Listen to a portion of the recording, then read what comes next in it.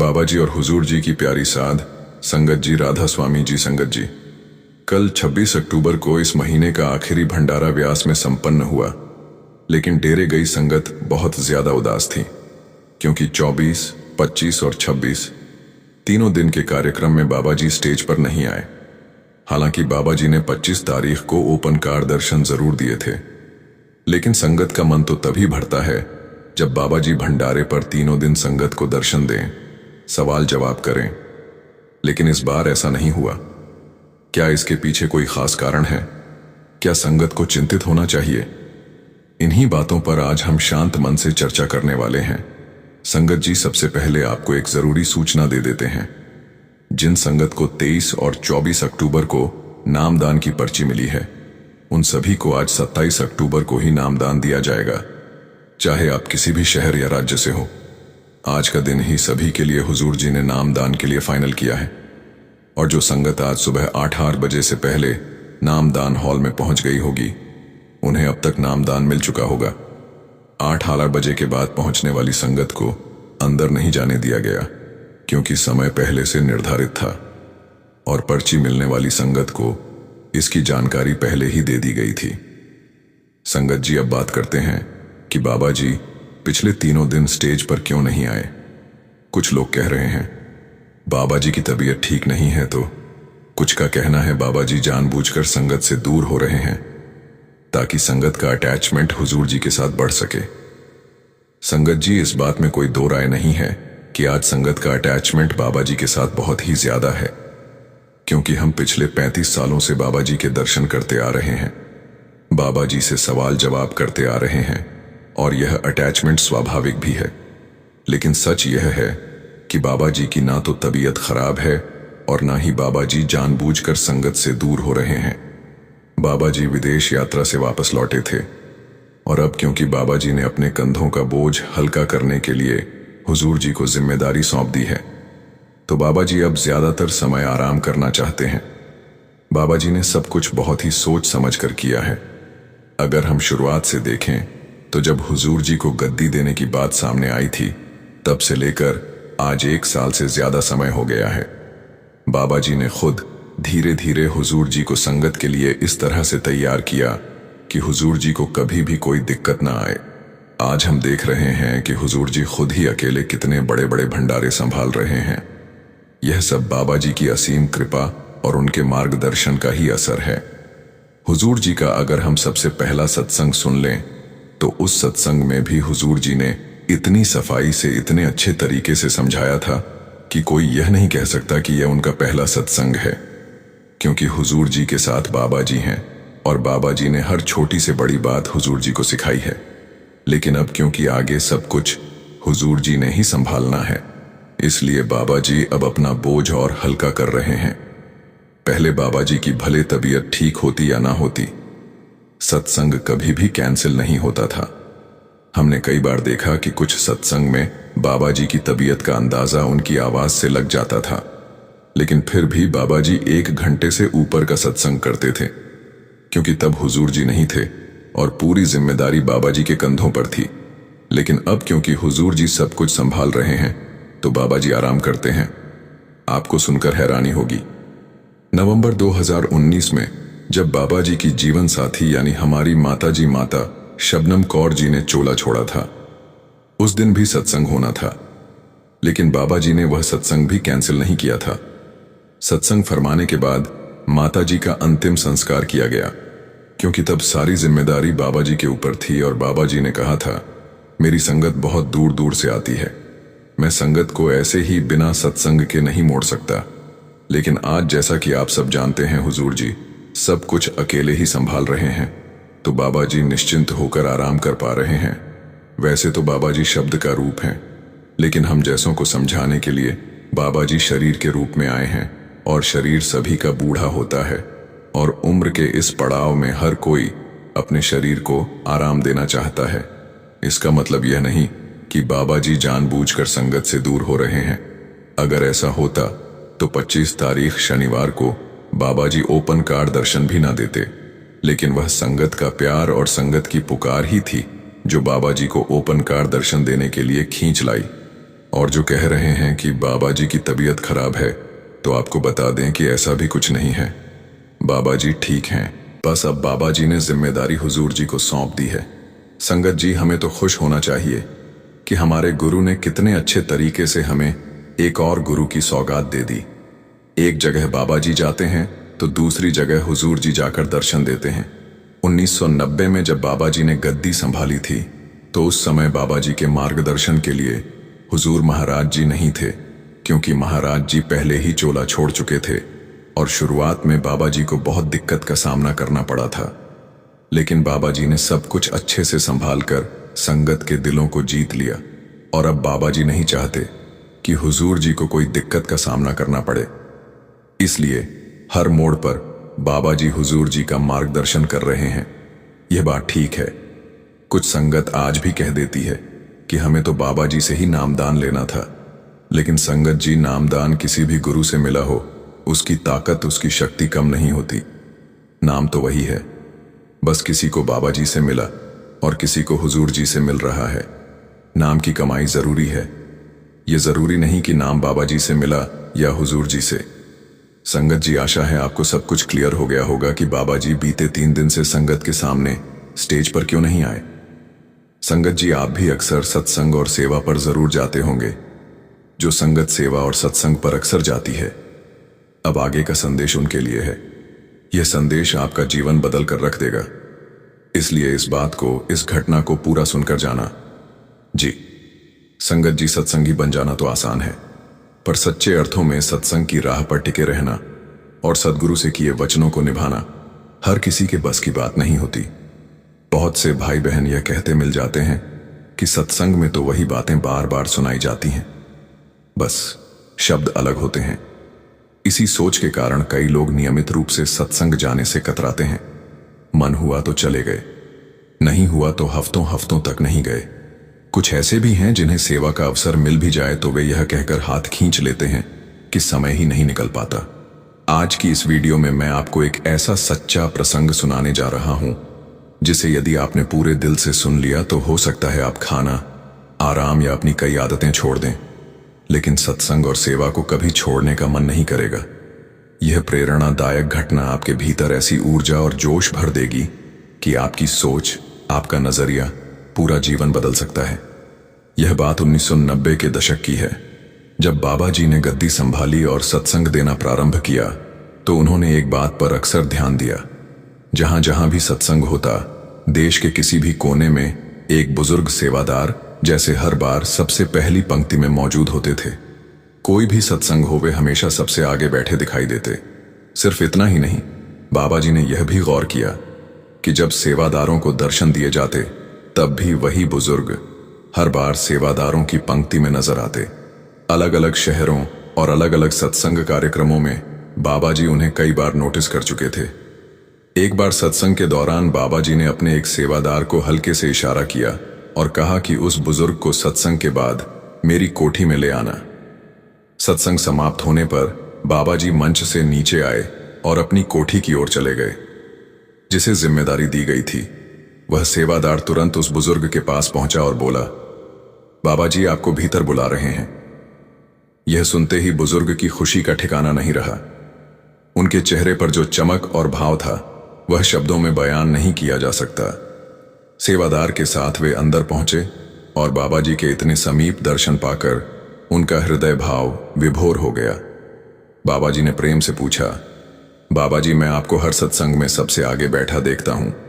साल भर में जितने भी सत्संग होते हैं, आप हर बार मौजूद रहते हैं और सत्संग से पहले और बाद की सेवा में भी पूरे मन से जुड़े रहते हो। क्या आपके घर वाले कभी आपको इतना सत्संग और सेवा करने से रोकते नहीं या कोई शिकायत नहीं करते? बुजुर्ग मुस्कुराए और विनम्रता से बोले, बाबा जी, मेरे घर में मेरी पत्नी ही है। मेरी दोनों बेटियों की शादी कई साल पहले हो चुकी है। मेरी पत्नी खुद मुझे सत्संग पर जाने के लिए प्रेरित करती है। उनकी तबीयत ऐसी नहीं है कि वे खुद आकर सत्संग में बैठ सकें या सेवा कर सकें, लेकिन वे हमेशा यही कहती हैं कि जब तक तुम्हारा शरीर साथ दे रहा है, इसे गुरु के काम में लगाओ। बाबा जी, मैंने तो अपना यह तन पूरी तरह आपके नाम कर दिया है।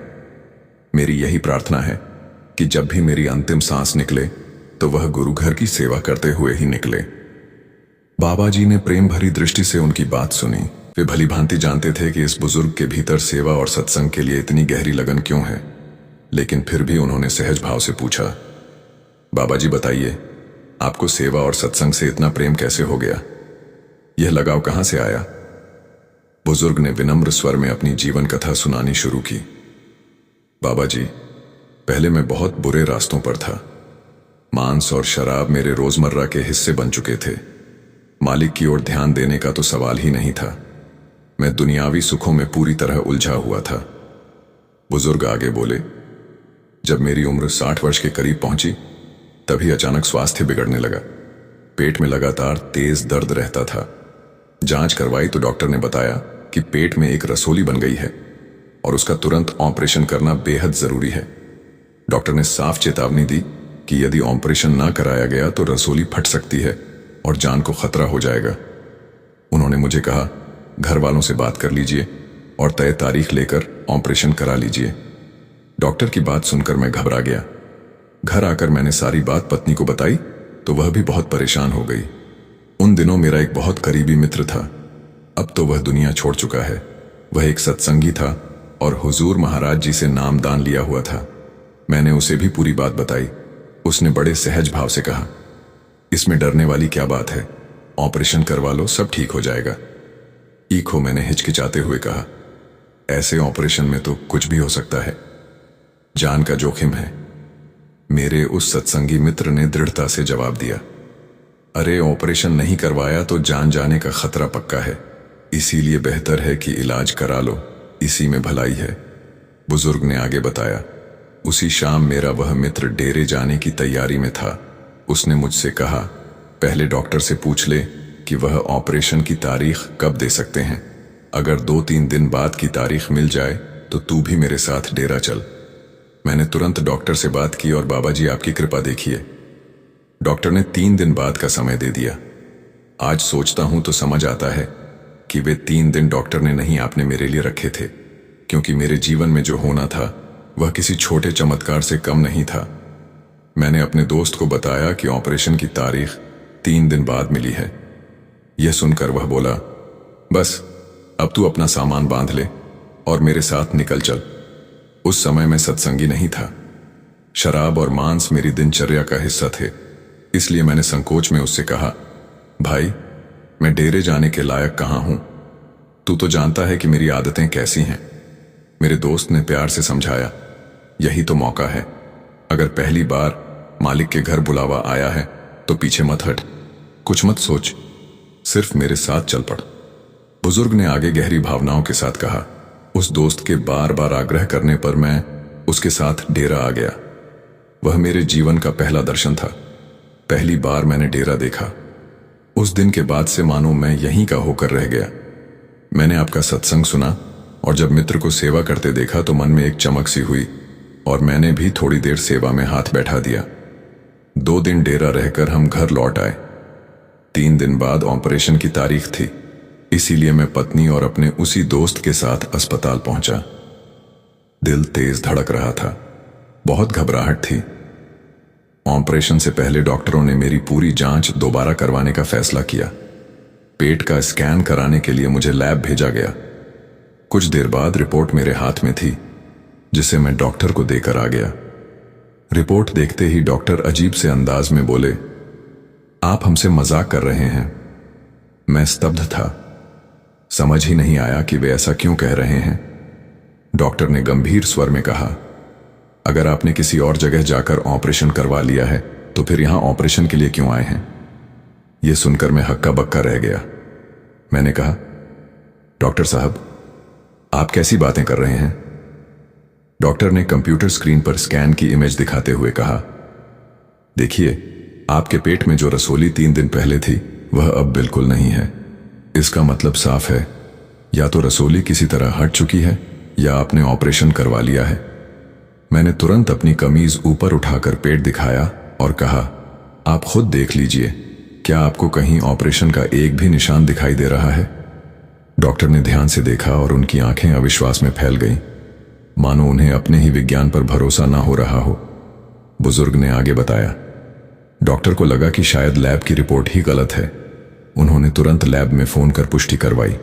वहां से जवाब मिला कि रिपोर्ट बिल्कुल सही है, कोई गड़बड़ी नहीं हुई। फिर भी डॉक्टर को विश्वास नहीं हुआ, इसलिए उन्होंने मुझे दूसरी लैब में भेज दिया। उनके मन में सवाल था कि 3 दिन में इतनी बड़ी रसोली अपने आप कैसे गायब हो सकती है। दूसरी लैब की रिपोर्ट आई और उसमें भी रसौली का नाम निशान नहीं था। अब तो डॉक्टर और मेरा दोनों का सिर चकरा गया। बाहर बैठी मेरी पत्नी और मेरा मित्र जब यह सुनकर अंदर आए, वे भी स्तब्ध रह गए। डॉक्टर को अब भी यकीन नहीं हो रहा था। वह खुद मेरे साथ तीसरी लैब गया और अपने सामने स्कैनिंग करवाई, लेकिन कंप्यूटर स्क्रीन पर भी रसौली का कोई अता पता नहीं था। डॉक्टर ने गहरी सांस लेकर कहा, अपने पूरे डॉक्टर जीवन में मैंने ऐसा कुछ कभी नहीं देखा। मैं सच में नहीं समझ पा रहा कि यह कैसे संभव हुआ। अस्पताल से बाहर आते ही मेरे सत्संगी मित्र ने मेरा हाथ पकड़कर कहा, भाई समझ नहीं आता तुझे, बाबा जी ने तेरे कर्म काटने के लिए ही तुझे डेरे बुलाया था। उस दिन घर पहुंचकर रात भर मैं सो नहीं पाया। आपकी छवि, आपका स्वरूप मेरी आंखों के सामने घूमता रहा। उसी ध्यान में पता नहीं कब नींद आ गई और रात में आपने मेरे सपने में दर्शन दिए। आपने मुस्कुराते हुए कहा, आश्चर्य क्यों करता है, यह तो तेरी एक दिन की सेवा का फल था। तूने निष्काम भाव से सेवा की और सत्संग सुना, मालिक ने उसका प्रतिफल दे दिया। यह कहकर आप ओझल हो गए और मेरी नींद खुल गई। बुजुर्ग ने आगे भावुक होकर बाबा जी से कहा, बाबा जी जरा सोचिए, सिर्फ एक दिन सेवा करने और एक सत्संग सुनने से आपने मेरा इतना भारी कर्म काट दिया। अगर मैं जीवन भर सेवा और सत्संग से जुड़ा रहूं तो मेरा तो पूरा जीवन संवर सकता है। बाबा जी मुस्कुराए और बड़े प्रेम से बोले, बेटा, जब मालिक की नजर एक कर्म होती है वह पलक झपकते बड़े से बड़े दुख मिटा देता है। पर याद रखना, मालिक से कभी कुछ मांगना नहीं, बस उसके फैसलों पर भरोसा रखो। फिर बाबा जी ने समझाया, सत्संग और सेवा बहुत सुंदर बातें हैं, करते रहो, पर असली सेवा जो तुम्हें दी गई है वह है भजन सिमरन। उसके लिए समय निकालना ही सबसे जरूरी है। उसी राह पर चलकर आत्मा मुक्त होती है। बुजुर्ग ने हाथ जोड़कर बाबा जी को राधा स्वामी कहा और विनम्रता से वहां से लौट आए। संगत जी, इस घटना को आपके साथ साझा करने का उद्देश्य यह बिल्कुल नहीं कि आप किसी लाभ या चमत्कार की इच्छा से सेवा या सत्संग की ओर बढ़े। मालिक की मेहर कब किस रूप में किस पर हो जाए यह किसी को नहीं पता। हमारा काम है निष्काम सेवा करना, आगे मालिक की मर्जी। मालिक जिस भी हाल में रखे हमें खुश रहना है, मालिक के बहाने में रहना है। हमें तो बस एक ही भावना रखनी है, निष्काम भाव, दिल में किसी भी चाह या लालच की परछाई तक ना हो, तभी सत्संग और सेवा का असली फल मिलता है। यही एक बात हमेशा दिल में बसा कर रखिए। मालिक जब मेहर करता है तो हमारी छोटी सी सेवा के बदले वह हमें वह बख्श देता है जिसकी हमने सोच भी नहीं होती। इसलिए सेवा कीजिए, पर स्वार्थ या अपेक्षा के बिना, और सत्संग को कभी हल्के में ना लें या मिस ना करें। हाँ, यह सही है कि सत्संग में अक्सर वही बातें दोहराई जाती हैं। क्यों? क्योंकि जब एक ही सीख बार बार हमारे मन में डाली जाती है तभी वह हमारे स्वभाव का हिस्सा बनती है और हम उस पर चलना शुरू कर देते हैं। जैसे कोई बच्चा परीक्षा की तैयारी करते हुए उसी सिलेबस को दर्जनों बार दोहराता है, क्योंकि दोहराव से बातें दिमाग में पक्की बैठती हैं और परीक्षा के समय वही काम आती हैं। उसी तरह जैसे शरीर को हर दिन भोजन की जरूरत होती है, वैसे ही आत्मिक उन्नति के लिए रोजाना सत्संग का आहार जरूरी है। इसलिए सत्संग सुनते रहिए और सेवा का अवसर मिले तो कभी हाथ से ना जाने दें। संगत जी, अब एक प्यारी सी घटना उन संगत के लिए जो सत्संगी तो हैं, लेकिन जब कोई काम करवाना होता है तो किसी सयाने या किसी ज्योतिषी को ढूंढने लगते हैं, क्योंकि ऐसे लोगों को अपने गुरु पर विश्वास ही नहीं होता कि गुरु उनका काम बनवा सकते हैं। यह घटना पंजाब में लुधियाना के पास बसे एक गांव की है, जहां एक सत्संगी परिवार रहता था।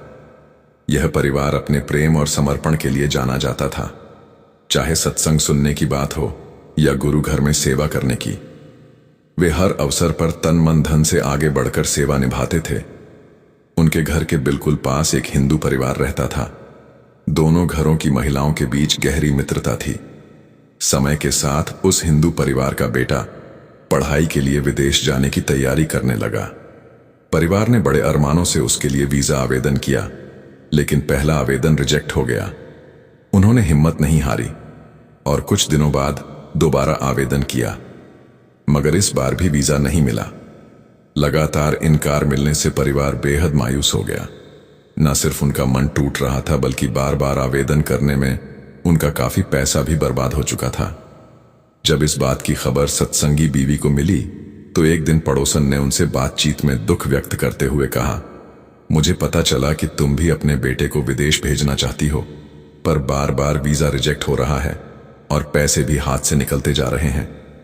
इसके बाद उसने बड़ी आत्मीयता से सलाह दी, तुम परेशान मत होना, जहां से हमने अपने बेटे का वीजा लगवाया था तुम भी एक बार वहीं से कोशिश करके देखो, शायद इस बार सफलता मिल जाए।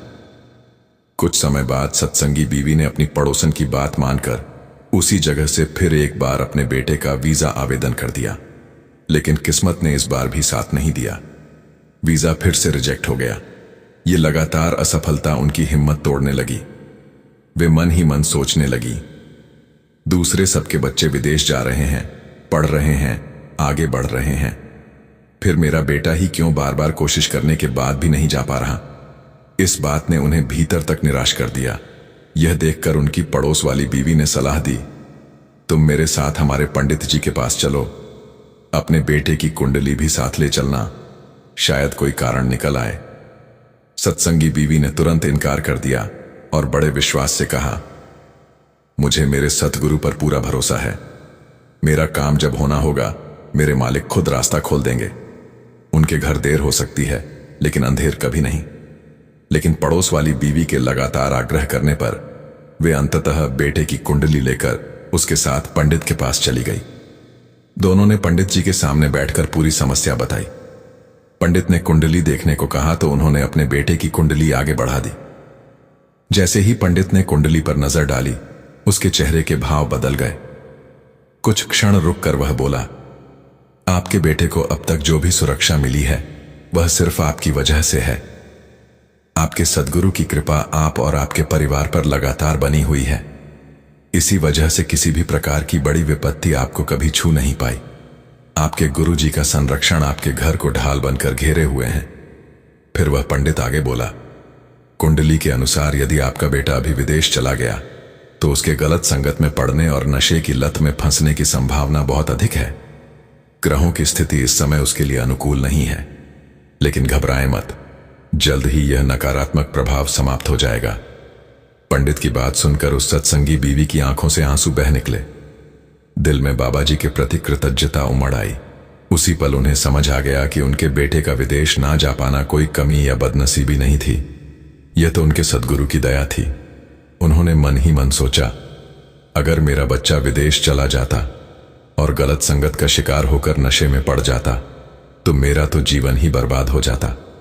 मेरे सद्गुरु ने मेरे बेटे के कदम रोककर उसे कितनी बड़ी मुसीबत से बचा लिया। यह मेरा नुकसान नहीं, बल्कि मेरे घर पर सद्गुरु की अनंत मेहर है। फिर वह खुद से सवाल करने लगी, जब मैं अपने सद्गुरु पर भरोसा करती हूं, उनके चरणों में समर्पित हूं, तो फिर किसी ज्योतिष या पंडित के पास जाने की जरूरत ही क्यों पड़ी? किस बात की बेचैनी थी? काम में देर होने या मनचाही इच्छा पूरी ना होने पर हमारे विश्वास में दरार क्यों आने लगती है? संगत जी, सद्गुरु जब हमें अपनी शरण में स्वीकार कर लेते हैं तो हमारे सुख दुख, हमारे भविष्य, हमारे हर कदम की जिम्मेदारी वे स्वयं उठा लेते हैं। उनसे ज्यादा हमारी भलाई कौन जान सकता है? हमारे लिए क्या अच्छा है और क्या नहीं, इसका हिसाब तो वे हमसे बेहतर समझते हैं। हमें केवल दो ही चीजों की जरूरत है, सब्र और अटूट विश्वास। संगत जी, आपसे एक विनती है, कमेंट में राधा स्वामी जरूर लिखिए और हमारे इस चैनल को सब्सक्राइब करना मत भूलिए। राधा स्वामी जी।